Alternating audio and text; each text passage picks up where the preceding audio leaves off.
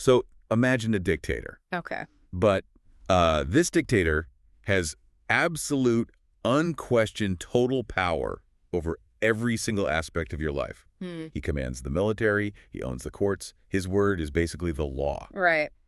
Not a great situation. But here is the catch. He happens to be incredibly kind. Like, he has absolutely no interest in micromanaging you. He completely leaves you alone. Oh, wow. Now, Okay. you can start a business, you can speak your mind, you can worship however you want. He never interferes.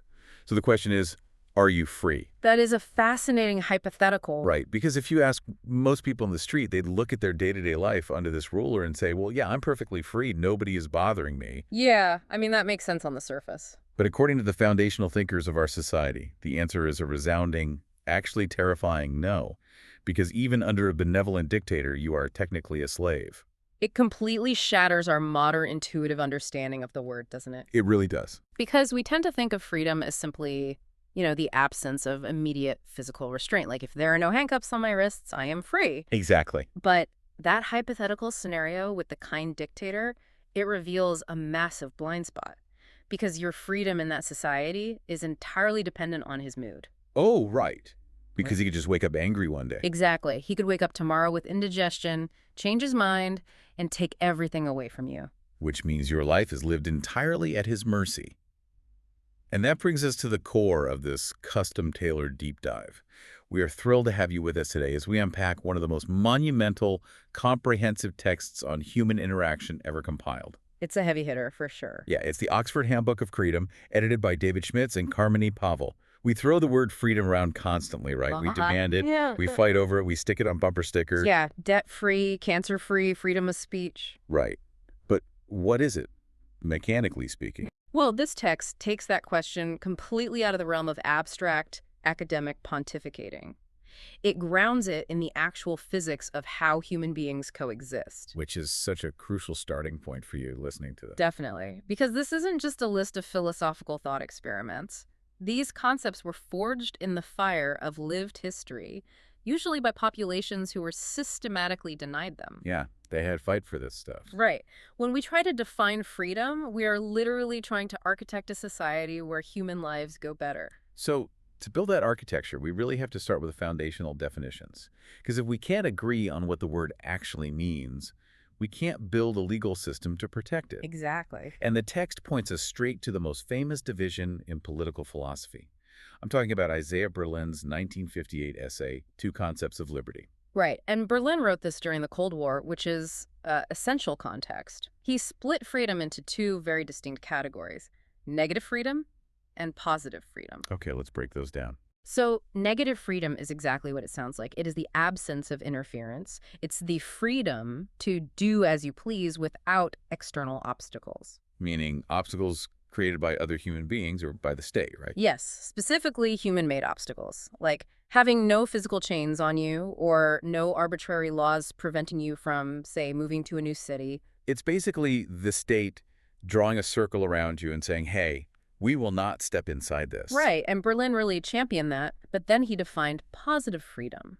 And how is that different? Well, positive freedom isn't about leaving you alone. It's about self-mastery and enabling capacities. Okay. It's about having the actual power, the cognitive resources, and the internal discipline to take control of your life and achieve your fundamental purposes. So to use an analogy, negative freedom is basically making sure no one is physically standing in front of a piano blocking me from sitting down. I love that analogy. Thanks. And positive freedom is, well, actually knowing how to play the piano, or having the money to buy one, or having the discipline to practice. That perfectly captures the tension. And Berlin was actually terrified of positive liberty. Wait, really? Why? Because he looked at authoritarian regimes, like the Soviet Union, and saw them weaponizing the concept. Oh. A totalitarian state might say, you don't really know what's best for you. Your desires are irrational. Oh, I see where this is going. Right. They say, therefore, to make you truly free, we are going to force you to conform to this higher rational ideal. They use the language of positive freedom to completely obliterate your negative freedom. That is wild. But the contributors to our source text, specifically Piper Bringhurst and Jerry Gauss, they look at Berlin's fierce either-or competition and say, wait, This is a massive mistake. They absolutely do. They argued that we completely misconstrue the complexity of human life if we force freedom into this rigid dichotomy. You actually need both. Right, they can't be at war with each other. Exactly. If you only have negative freedom, a society just leaves you completely alone, but you lack the cognitive capacity or the resources to direct your own life, you're basically just adrift. You haven't really created a functional, free individual. Right. So Bringhurst and Gauss interpret positive freedom not as some state-mandated utopia, but as reasoned control. You need the negative space of non-interference to breathe, but you also need the positive capacity of reasoned agency to actually take moral responsibility for your life. So it's not a war between the two. They are basically the two legs we use to walk. Exactly. But the text doesn't stop with Berlin. It introduces a third way. And this goes back to that benevolent dictator thought experiment we started with. Contributor Frank Lovett talks about the Republican conception of freedom. And we should clarify right away, this has absolutely nothing to do with the modern American political party. Oh, yeah, definitely not. The roots of this go back to the Roman Republic and thinkers like Cicero and later Machiavelli and Renaissance Florence. Republican freedom focuses entirely on the concept of non-domination. Non-domination. Okay, how is that different from non-interference? Lovett draws a vital distinction between the two. Under Berlin's negative freedom, if the dictator doesn't interfere with you, you are free. But the Republican thinker looks at the underlying mechanics of that power dynamic. Because the dictator still holds the uncontrolled ability to interfere whenever they want. And that uncontrolled ability is the literal definition of domination. Even if the master is remarkably kind and generous, you are still a slave because your freedom is entirely contingent on his grace. You are deeply vulnerable. Right. Therefore, political freedom isn't simply avoiding interference.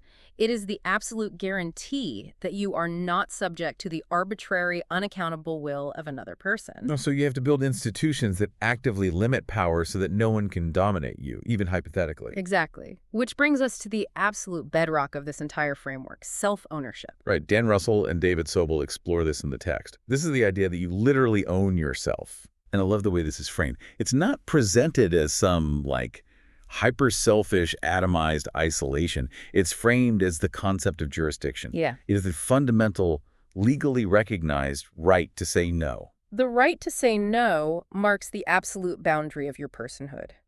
If someone proposes to use your body, your labor, or your mind, and you have jurisdiction, it means you are the one who gets to make the final call. Right. If a society refuses to acknowledge your jurisdiction over yourself, it means they view you as a piece of property. You are just a resource to be managed by the king or the state or the collective. But if we run with this physics of human interaction, we immediately hit a wall, like a massive, controversial collision course. What's that? Well, if I own myself and I own my labor and I have the absolute freedom to trade and accumulate wealth, doesn't that inevitably lead to staggering inequality? Yeah. How do we reconcile freedom and equality? Yeah. Because they seem like they're fighting for the exact same territory. It's a huge debate. Elizabeth Anderson and Hillel Steiner step into this exact issue in the text.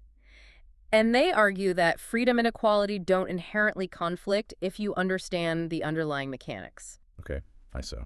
Steiner proposes something highly counterintuitive. He calls it the law of conservation of liberty. He argues that the sum total of liberty in a society is actually a constant. It's kind of like thermodynamics. Like energy cannot be created or destroyed, only transferred. Exactly. How does that actually work in practice? Okay, think of it this way. If society gives you the freedom to brew beer in your basement and lock it in your private refrigerator, society has simultaneously created an unfreedom for your neighbor. An unfreedom. Right. Your neighbor is no longer free to walk into your house and take that specific beer. Right. By granting you a property right, society has restricted the neighbor's access to that portion of the physical world. Okay, I see. Liberty was conserved. It was just transferred entirely into your jurisdiction. Okay, let me bring in the analogy the text uses for this because it is so brilliant. The traffic light. Yes, the traffic light. If I am sitting in my car at an intersection and my light turns green, that physically means someone else on the cross street has a red light. Right. My freedom to drive forward is directly bought by unequalizing their freedom. I am moving, they are restricted. Doesn't that prove that granting freedom inherently creates inequality? Well, if you only look at that single second in time, yes. It looks like a zero-sum game of domination. But what's fascinating here is how the philosophers ask us to step back and look at the whole system. The bigger picture. Exactly. The traffic light is actually a profoundly egalitarian institution. Because everyone eventually takes a turn facing the red light. And everyone takes a turn facing the green. We willingly accept the restriction of our negative liberty, meaning we stop at the red light, because it optimizes our positive ability to actually get to our destination without dying in a horrific crash. It's a mutually advantageous system. Exactly. The boundaries of jurisdiction, the red lights, are what make the green lights functional at all. Without the red light, the intersection is just chaos, and nobody has the freedom to travel safely. Wow. It's the architecture of mutual respect. Yeah. And what's really amazing about this source text is that it doesn't just theorize about this in a vacuum. Mhm. It looks at how our ancestors actually forged these ideas through millennia of trial and error. It really does. Because humanity didn't just wake up one day and invent the traffic light or the concept of non-domination. We really had to bleed for it. The historical arc of human liberty is brutal, and the text goes back much further than you might expect. Oh, absolutely. We're not just starting in ancient Greece. Horan, Bolte, and Sjogren dive all the way back to the Pleistocene era. They offer a staggering evolutionary theory about the extinction of the Neanderthals and the triumph of Homo sapiens. Wait, hold on. What do Neanderthals have to do with political philosophy? I know, it sounds crazy. But it comes down to entrepreneurship and the division of labor. The anthropological evidence suggests that modern humans engaged in rudimentary trade. Like trading with other tribes? Yes, we learned to make deals with strangers from other tribes. We specialized. One group made better spearheads, another group had better access to animal skins, and they swapped. Okay. Neanderthals, seemingly, did not cross-fertilize economically to the same degree. They stayed isolated. So Homo sapiens basically invented the concept of a market economy in the Ice Age. Essentially, yes. By pushing the boundaries of negative liberty, by having the freedom to interact, negotiate, and exchange outside their immediate kin group, Homo sapiens radically raised the ceiling of positive liberty for the whole species. Because they could pool resources. Exactly. Trade allowed us to pool resources and knowledge. It was quite literally our liberation from the absolute crushing brutality of mere survival. We traded our way to a higher standard of living while the Neanderthals stagnated and perished. Okay, so fast forward tens of thousands of years, and we arrive at the ancients. Fred Miller and David Keat analyze Plato and Aristotle. Yeah. And their definition of freedom is completely alien to how we think today. Oh, completely. Yeah, like if you asked Aristotle if he was free, he wouldn't start talking about voting rights or freedom of the press. For the Greeks, aristocratic freedom was entirely internal. It was defined as reason ruling over desire. Right. For the classical Greek philosophers, the ultimate slave wasn't necessarily the person in physical chains. Really? Then who was it? The ultimate slave was the person who is entirely controlled by their own appetites, passions, and fears. Oh, wow. Yeah. If you couldn't control your anger or your lust or your greed, you were literally in bondage to your own biology. That is a harsh way to look at it, but it makes sense. True freedom was an intellectual and psychological accomplishment. It was the state of having your rational mind firmly holding the reins of your life. It's a highly moralized internal view that sits in stark contrast to our modern obsession with external rights. And then the text moves into the Middle Ages, which usually gets a terrible reputation when we talk about liberty, right? We think of feudal lords and oppressive theocracies. The Dark Ages. Exactly. But Edward Feser's chapter on the scholastic tradition, focusing on medieval theologians like Thomas Aquinas, totally flips the script. Feser shows that these religious thinkers actually planted the seeds for the institutions of freedom we rely on today. It's really surprising. The scholastics occupied a fascinating middle ground. They certainly weren't classical liberals championing individual autonomy. Right, they were deeply religious. But their deep commitment to theology led them to the concept of natural law. They believed that God imbued the universe with objective moral truths, and crucially, these truths constrained human authorities. Meaning the king is not God. Exactly the implication. If a king passed a law that violated natural law, say a law allowing arbitrary murder or theft, the scholastics argued it wasn't a true law at all. It was a perversion of law. That is huge. It really is. This intellectual framework laid the absolute groundwork for the idea that rulers are not absolute. They are accountable to a higher standard. That is the germ of constitutional restraint. And it paved the way for early market economies and the rule of law to develop in Europe. Which blooms spectacularly during the Renaissance. Orlando Patterson explores Renaissance Florence in the text. And this is where the history gets beautifully, tragically complicated. He really does. Because Florence is universally celebrated as this fountain of Republican freedom. You have Machiavelli, you have massive leaps in art, civic discourse, and the celebration of the independent citizen. Right. But Patterson points out a dark, inescapable irony. This elite discourse on freedom emerged alongside and was inextricably linked to the practice of slavery. It is a chilling paradox. But if you look at the historical mechanics, it is incredibly consistent. Patterson argues that the intense awareness and valorization of freedom among the Florentine elite was a direct product of the stark contrast they saw every day. Because they had front row seats to what total domination looked like. Exactly. They were surrounded by enslaved populations. They could look out their window and see what it meant to have absolutely no jurisdiction over your own body. The elite could articulate the beauty of freedom so clearly and fight for their own Republican rights so fiercely, precisely because the horrifying alternative was visibly present in their society. That is so dark. It forces us to confront the uncomfortable reality that our highest ideals are frequently forged in the crucible of our darkest, most exploitative practices. Moving forward to the Enlightenment, which is really the era that birthed our modern world, we encounter thinkers like Rousseau, Kant, and Adam Smith. Ryan Hanley and James Addison unpack this era. Yes. And here's where we hit a concept that sounds like a complete contradiction. Addison introduces this idea regarding Adam Smith called libertarian paternalism. Such a great term. But on its face, that is an oxymoron. How can a system respect my liberty and my autonomy while simultaneously treating me like a child who needs a paternal figure? It sounds totally contradictory. We always think of Adam Smith as the godfather of free market capitalism, right? The champion of the invisible hand and absolute negative liberty. Exactly. And he was a fierce defender of freedom of choice. But Smith was also a deeply moral philosopher. He was not blind to human frailty.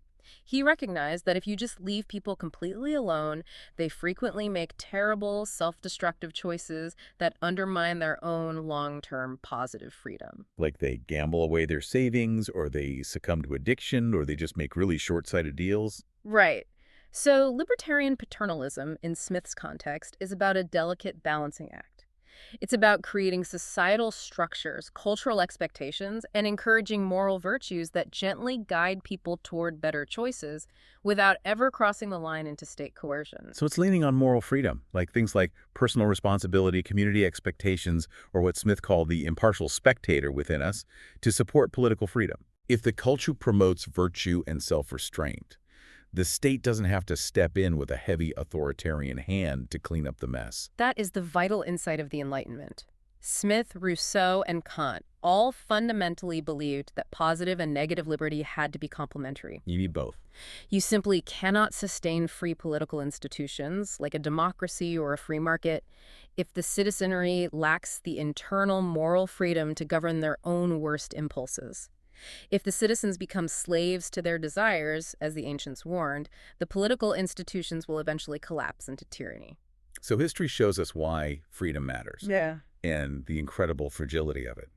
But how do we actually build the machinery to protect it in the modern world? Right, because personal virtue isn't enough on its own. Exactly. If personal virtue isn't enough to run a global society, we need physical guardrails. What kind of legal architecture does the text say is required? This is where the handbook pits two massive structural concepts against each other: the rule of law versus constitutions. Stephen Wall takes up the rule of law. Yeah. He argues that the deepest value of a system based on the rule of law isn't just fairness. It's that it allows citizens to be planners of their own lives. Planners. What does he mean by that? Well, think about the prerequisites for starting a business or raising a family. You need to know that the ground isn't going to shift arbitrarily beneath you. Right. You need stability. Exactly. If laws are public, stable, applied equally to everyone, and predictably enforced, you can look 5, 10, 20 years into the future and make a plan. You can invest your resources confidently. Okay, that makes total sense. The rule of law creates a tractable, legible environment where your autonomy actually has traction. Without it, you are just reacting to the daily whims of whoever is in charge. Okay, but we usually think of a constitution, like the U.S. Constitution, Yeah. as the ultimate anchor for the rule of law. Like it's the master blueprint that keeps the government in check. Right. But Michael Huemer comes into this text with a massive bucket of cold water. He is deeply skeptical of constitutions. Humer's argument is devastatingly pragmatic. He argues that historically, constitutions routinely fail to perform their primary function, which is restraining the expansion of government power. He points out that despite the very explicit enumerated limits written into the U.S. Constitution, the government has expanded into spheres of daily life, economics, and surveillance that the founders never explicitly authorized. His point isn't that constitutions are completely useless pieces of paper. Okay. His point is that relying on a document to magically hold back the concentration of power is dangerously naive. Power acts like water. It constantly seeks out the cracks. That's a great metaphor. It finds ways to interpret the rules or manipulate the courts to justify its own expansion. If the populace isn't actively vigilant, the parchment alone won't save them. So if a constitution isn't a silver bullet, what about democracy itself? Because we basically use the words interchangeably. Democracy equals freedom. People say that all the time. But Jason Brennan have a highly provocative thesis in this handbook. He argues that while democracies are statistically correlated with free societies, participating in the democratic process doesn't inherently make you more free. Right. Wait, hold on. That can't be right. Voting is literally how we exercise freedom. If I get to help choose the lawmakers, how am I not freer than someone living under a king?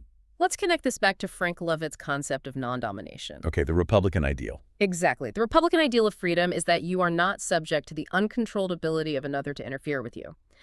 Brennan points out that having a 1 in 100 million, say, in who holds power, does not actually protect you from domination. It just changes who is doing the dominating. Because if 51% of the population votes to ban my religion or seize my property, the fact that I got to cast a losing ballot doesn't make me free. I'm still dominated. Democracy might be the safest mechanism we have invented for changing leadership without violent revolution.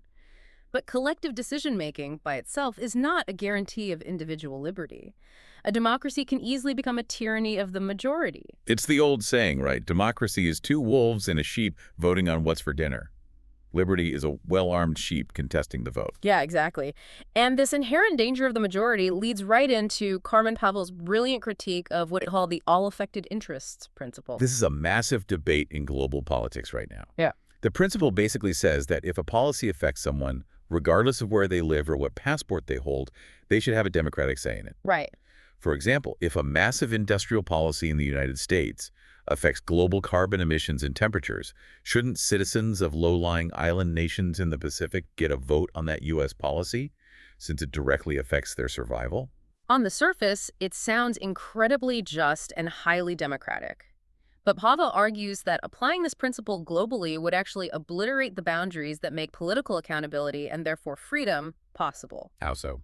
If a global demos gets to vote on local issues simply because there are cascading downstream effects, local populations lose their ability to self-rule. Okay, I see. Imagine a town voting on how to manage its own river, but being outvoted by 1 billion people halfway across the world who have a minor stake in the ocean that the river feeds into. Wow, yeah. Pavel argues that boundaries, while they seem exclusionary or arbitrary, are absolutely necessary for communities to experiment, self-govern, and protect minority rights from being swallowed by massive global majorities. It is all about managing trade-offs. You want accountability, but you don't want paralysis, which is exactly what Mark Pennington and Mark Buddleson tackle when looking at market failures versus government failures. This is a huge one. We all know markets fail. Like a factory pollutes a river, imposing devastating health costs on everyone living downstream. The immediate reflexive instinct is to scream for heavy government regulation. But the text forces us to remember that government isn't a magical, flawless entity operating purely on logic and goodwill. Government is made of humans, and humans respond to incentives. Right. Pennington and Boodleson point out that more regulation isn't always the pro-freedom answer because government failures are just as real and often more destructive than market failures. Because a blunt, top-down regulation might fix the river, but it might inadvertently destroy the livelihood of the entire town that relies on the factory. Exactly. Or it might create a sprawling, corrupt bureaucracy that drains more societal resources than the pollution did in the first place. This is where they bring in the Nobel Prize-winning work of Elinor Ostrom on the tragedy of the commons. Oh, I've heard of that. For decades, economists assumed that if a resource was shared, like a grazing pasture or a coastal fishery, People would inevitably overconsume it out of selfish greed until it was destroyed. Right, everyone just grabs what they can. The assumption was that the only way to save the commons was either entirely privatizing it or having a heavy-handed central state mandate exactly who could use it and when. But Ostrom proved that was a false choice, didn't she? She went out into the real world and looked at how actual communities handled this. She did. She studied lobster fishers in Maine and farmers managing irrigation in Nepal, and she found that local communities often organically develop highly complex, incredibly effective mixed systems of private and public rules. Like they figured out themselves. They do. They create cultural norms, peer-to-peer monitoring, and graduated sanctions for people who break the rules. Hmm. They manage the shared resource sustainably without needing a central state to dictate everything from the top down. That's amazing. The institutional architecture of freedom requires us to match the regulatory tool to the specific local reality. So we have the history, and we have the legal architecture. But society isn't just laws, constitutions, and fisheries. It's made up of messy, diverse, highly emotional human beings rubbing up against each other every single day. It certainly is. So the text moves us into culture, diversity, and economics. How do we actually handle the friction of living together? Well, Richard Arneson addresses this by asking a deeply uncomfortable question about religion. He asks, is religious liberty special? That is a sensitive one. In most Western legal systems, we carve out massive exemptions for religious beliefs. If a law conflicts with your deeply held religious doctrine, courts will often grant you an exemption. Right, but Arneson forces us to ask, why does a deeply held religious belief get a legal VIP pass, while a deeply held secular moral philosophy does not? Wait, can you give an example? Sure. If an atheist pacifist and a religious pacifist both refuse the military draft with equal moral conviction, does favoring the religious claim violate the egalitarian requirement of the rule of law? It really challenges the very neutrality of the state. Oh, wow. I never thought about it like that. And then there is the friction of raising the next generation. Kyla Ebels-Duggan writes about the liberal dilemma of children rearing. I found this absolutely fascinating. It's such a tough problem. As a liberal, free society, we believe fundamentally in letting individuals freely choose their own conception of the good life. We don't force people to adopt a specific religion or career. But how do you apply that to raising a child? Yeah, how do you do that? How do you raise a child without imposing your specific values on them? You can't. And that is the inescapable dilemma. You cannot raise a child in a moral vacuum. If you try to be perfectly neutral, you just leave them vulnerable to whatever random cultural forces sweep them up. So what's the solution? Ebels-Duggan argues that to actually respect a child's future autonomy, you have to actively, intentionally shape their moral framework when they are young. You have to give them a scaffolding of values so that there is a coherent self developed enough to exercise autonomy later in life. So it's not a violation of their freedom to teach them right from wrong. Imposing values on a toddler isn't subverting their freedom. It is the absolute developmental prerequisite for it. You have to build the ship before you let them steer it. But speaking of respecting people who aren't currently autonomous, David Boonin brings us to one of the most bizarre and brilliant thought experiments in the Handbook, the concept of posthumous harm. Oh, this one is wild. Can you harm someone after they are biologically dead? We have to start with John Stuart Mill's famous harm principle, which argues that society can only legitimately restrict someone's freedom if their actions are going to harm others. Right. But the question Boonin asks is, does the category of others include corpses? The scenario the text uses is incredibly vivid. Imagine Alice. Alice's dying wish is to have her ashes scattered on her favorite mountain. It means everything to her. She entrusts her ashes to her friend Ted. Okay, Ted has a job to do. But after Alice dies, Ted, for whatever lazy or malicious reason, decides to just flush her ashes down the toilet. Oh, wow. That's terrible. Obviously, it's disrespectful. Obviously, Ted is a jerk. But under the strict legal definition of the harm principle, Alice is dead. Her brain is gone. She cannot feel pain or disappointment. She has no biological interest left. So she can't technically be harmed. Right. So can the state step in and restrict Ted's freedom to dispose of the ashes however he wants? Does the harm principle apply to a person who no longer exists? Boonin argues that it absolutely does. If the posthumous harm thesis is true, an act can harm a person even after their biological life has ended. How is that possible? Because a human life is more than just a sequence of conscious experiences. A person has long-term life projects, reputations, and desires that extend into the future. By flushing the ashes, Ted has actively frustrated Alice's final life project. Wow. This means the boundaries of our freedom and the harm we must avoid doing to others extend beyond the graveyard. Your jurisdiction over your own life projects doesn't evaporate the second your heart stops. From the graveyard, the text yanks us back to the factory floor. We have to talk about the economics of living together, specifically the nature of exploitation. Matt Zielinski and Serena Olseretti tackle this. Yes, exploitation is a key topic. Zielinski argues that both markets and states can be massive engines of exploitation. The state usually exploits by granting legal monopolies or using the tax code to give politically favored groups an unfair advantage. But the market can exploit through coercion. And this is where Olseretti dives into the deep, murky waters of what makes a choice truly voluntary. Right. We established earlier that self-ownership gives you the right to consent to trades.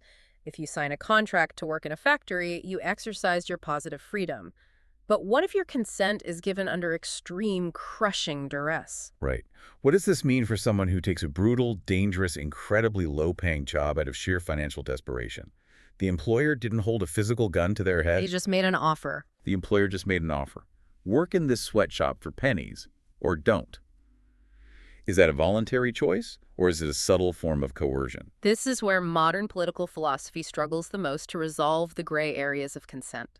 Olseretti argues that we must view a choice as forced when the alternative is unacceptable. Unacceptable, like starving. Like starvation, homelessness, or letting your children go without medicine. Therefore, a pure, rigid, rights-based account of self-ownership, where any signed contract is valid as long as no one used physical violence, is totally insufficient for a free society. It's too simplistic. True self-ownership requires an account of unforced choice.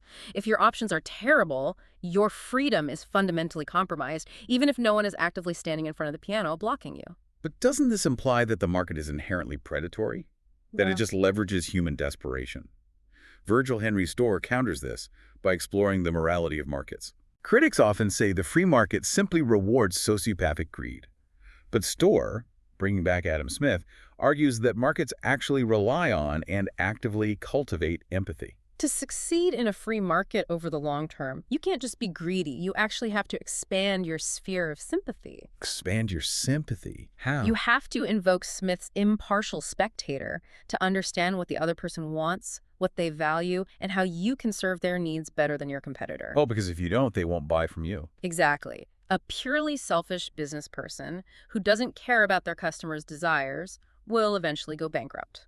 The market punishes pure selfishness and rewards mutual accommodation. Which brings us to the final frontier of this massive text. We've spent this entire time talking about removing external obstacles. We talked about getting rid of tyrants, fixing bad constitutions, protecting against market coercion. All external forces. But what if the ultimate threat to your freedom isn't the government or your boss? What if the ultimate threat is sitting right between your ears? This is where the physics of freedom becomes the psychology of freedom, and it is arguably the most important realization in the Handbook. It's mind-blowing. The text introduces Jonathan Haidt's famous analogy to explain the psychology of free will. Haidt says the human mind is like a rider sitting on top of an elephant. The rider represents our conscious, analytical thought, our logic. The elephant represents our massive subconscious drives, our emotions, our fears, and our evolutionary instincts. And the terrifying part of this analogy is that the rider firmly believes they are in charge. The rider is holding the reins, looking around, thinking they are directing the journey. But they really aren't, are they? Not at all. In reality, whenever the elephant really wants to go in a certain direction, say it gets spooked by a snake or it sees something it desperately wants to eat, the rider is utterly powerless to stop it. Wow. What's worse, the rider will instantly invent a logical-sounding justification for why they chose to go the way the elephant was already dragging them. We aren't rational creatures. We are rationalizing creatures. So if the elephant is actually in charge of our actions most of the time, do we even have free will? That is the million-dollar question. David Schmitz and Jason Brennan tackle this, and they argue that free will is not an on or off switch. It's not something you just possess by virtue of being human. They argue that free will is an ongoing achievement. You don't just wake up with it. It comes in degrees, and it fluctuates wildly depending on your circumstances. So it changes day to day. Yes. Your free will is lower when you are exhausted, when you are stressed, or when you are trapped in bad habits. You Ah. have to actively cultivate the psychological capacity to override the elephant. Freedom is a muscle. Freedom is absolutely a muscle. If you don't train the rider, you are just a passenger in your own body. And Elijah Milgram argues that this muscle is currently atrophying because of the way modern society is structured. He warns about the danger of extreme disciplinary specialization. Which is ironic. Yeah, because of the modern division of labor, the very thing that saved the Homo sapiens in the Ice Age, we've become hyper-specialized. We are tiny, highly efficient cogs in massive, incomprehensible processes. You might know your specific job perfectly. You know how to code one specific part of an app or manage one specific supply chain metric. But you have no idea how the rest of the world works. You don't know how your food is grown, how the power grid functions, or how to truly evaluate the competence of the politicians running the macroeconomic policy. Because the world is too complex, we have to rely on experts for everything outside our tiny niche. And Milgram argues that this fundamentally undermines our ability to think for ourselves across a broad spectrum of life. We outsource our reasoning. We outsource our autonomy to the experts. We lose the capacity to be independent, rational agents. Which leads us to the final and perhaps most terrifying trap outlined in the text: prisoners of misbelief. Oh, this is a profound chapter. Ellen Buchanan writes that having false or unjustified beliefs directly makes our actions unfree. To illustrate this, the text drops in this fantastic Oscar Wilde quote. Wilde said, "Many a young man has made a proposal of marriage in lighting conditions under which he would not venture to purchase a cheap necktie." It's a hilarious quote, but the philosophical implications are profound. We casually ingest secondhand beliefs about politics, about nutrition, about morality, with less scrutiny than we used to buy an article of clothing. But how does casually accepting a false belief actually hijack my autonomy? If I choose to act on bad information, isn't that still my choice? If you look at the underlying mechanics of agency, the answer is no. To act freely, your will must connect to reality. Okay, give me an example. Imagine you are incredibly thirsty. You want to drink water and you see a glass on the table. You hold a false belief that the glass contains water, but it actually contains poison. You pick it up and drink it. Was that action free? No, because I didn't want to die, I wanted to hydrate.